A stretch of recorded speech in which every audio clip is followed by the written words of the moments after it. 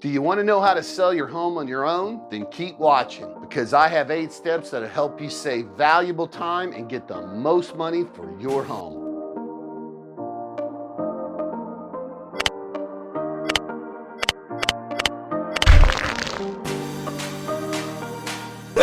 Hi my friends, it's Lee Brickey with the Brickey team and Keller Williams Reserve.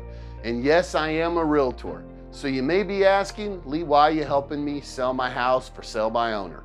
Well, first, I believe you can do it if you do it right. And second, my channel is here to help subscribers with all things real estate.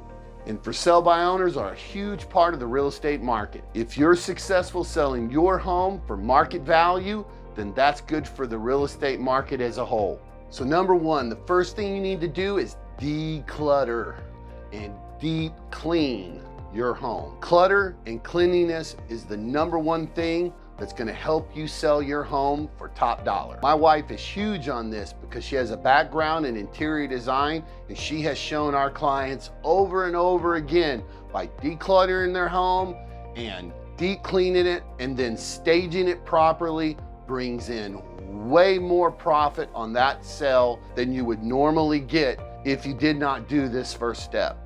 Now, this is really hard for people because we love our stuff and it's hard to get rid of it, but you have to do it if you want to get top dollar for your home. So here are some examples of things you need to do. First of all, you're packing and moving anyways. So just start packing up all of those knickknacks and all of the stuff that you don't need around the house and putting it in boxes and taking those boxes and putting them in storage. Don't put them in your garage, because what you want to do is declutter your garage also, so when buyers come over to your home, they can see the size of the garage. They want to know if they can put both cars in the garage, or maybe they have some toys like motorcycles and a boat or jet skis, and they need to see the size of the garage. So if you have a garage, don't put all your boxes in your garage, put them in a storage facility, declutter that garage also. Now, the other thing that's important to declutter is your kitchen. I know that we have to cook dinner. As a matter of fact, I'm the cook in the family, and so I do all of the cooking. So when we sold our last home, decluttering our kitchen was the worst thing for me because I had to put all my stuff away during the day when we were showing the house, and then at nighttime bring everything back out so I could cook. But you want to make sure that your kitchen counters are clear and people can see the cabinets and the countertops and the size and scope of the kitchen. 3 things come from deep cleaning your home. Number 1, it makes it easier to keep the house clean when you're showing. Number 2, it makes the house show so much better when there's not a lot of clutter. And number 3, when you clean your home, you're gonna notice little things that need to be fixed. You wanna make sure that when people walk in your home, that your home has a wow factor.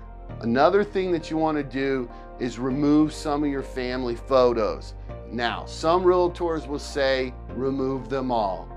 Even my wife sometimes wants to get rid of family photos. Leave a few family photos around, because I believe that clients want to buy a home that was happy and had lots of good memories. Now, I know this might be hard for some people to do, so I have a great exercise and it's a lot of fun. Go find some new communities with model homes and go walk them. Go look at how that interior designer staged that new model home and stage your home the same way.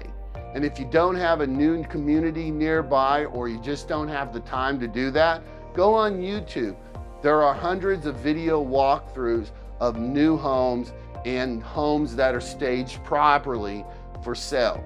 As a matter of fact, I'll leave a card above so that you can check out one of our walkthroughs. So now that your home is deep cleaned and decluttered, it's time to walk around and find out what needs to be repaired and touched up.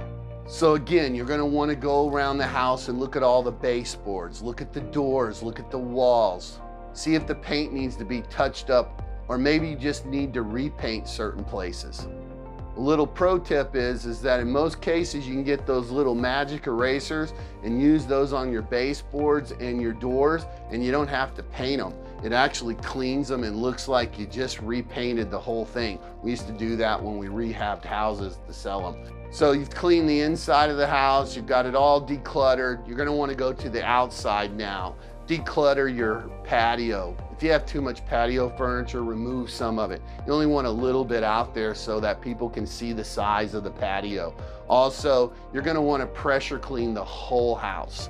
You're gonna wanna do the roof, you're gonna wanna do the screen enclosure if you have one, your patios, your driveway, and I would go ahead and do the sidewalks if you have sidewalks by your home, and get everything looking nice and spick and span so that you have a really, really great curb appeal. So number 3, photos. You're gonna need some professional photos with a walkthrough. Do not use your cell phone to take photos of your home if you want to sell it for top dollar.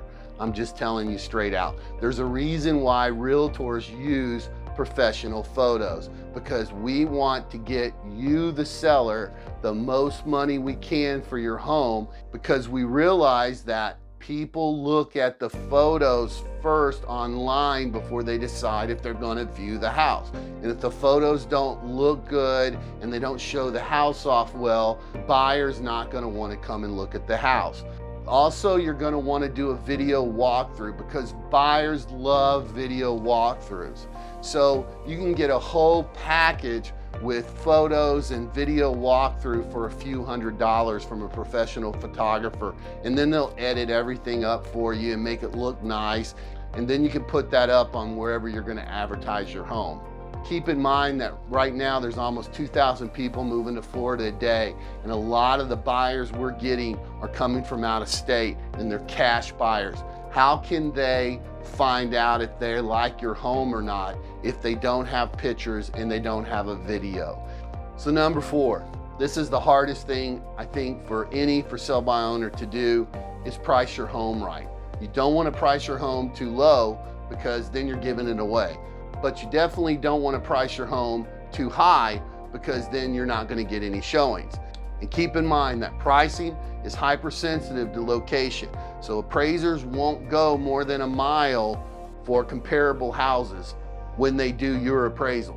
So what I do for clients, which is a really great exercise and you can do it yourself, is sit down and go through pictures of homes that have sold within a mile of their house in the last 3 months, and then look at, does this house have the same bedrooms? Does it have the same baths? Does it have the same upgrades? Try to find the same baths, bedrooms, square footage, upgrades, and by doing this exercise, you should be able to price your home properly.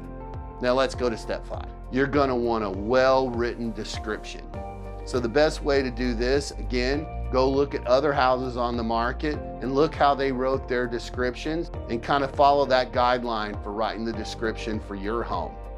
Also, a little pro tip.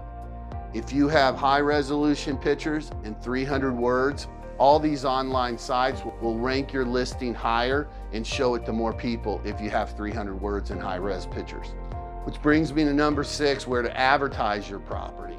So most people use Zillow or Realtor.com or one of the other for sale by owner sites, and you're gonna put a sign in the front yard. You can also do Facebook ads and Google ads. Lots of things you can do to market your home for sale by owner. And one last thing, if you're gonna offer a realtor commission, put that right in the description. Tell them what you're gonna give them, 2.5%, 3%, whatever it is. Put it in the description so that when they call you, they already know that you're offering a buyer's agent commission. So number 7, you're gonna wanna show your home, because you probably don't want a lot of people walking around your house unsupervised that you don't know. So I wouldn't recommend putting a lockbox on your house or having one of those door keypads. I would make sure that there's someone to show the house when buyers wanna see it. And you're gonna wanna make sure that whoever is showing the home, whether it's one person or 2 people, that they're the only ones in the house.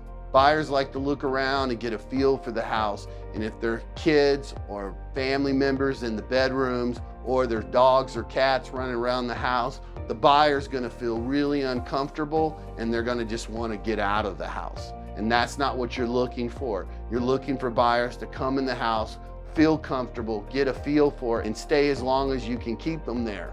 Because the longer the buyer's in your home, the more chance that they're going to buy it. What we like to do is get a vanilla cookie candle or maybe a diffuser with peppermint oil or lavender oil, because that works really, really well in making the house smell very inviting and clean when people walk in.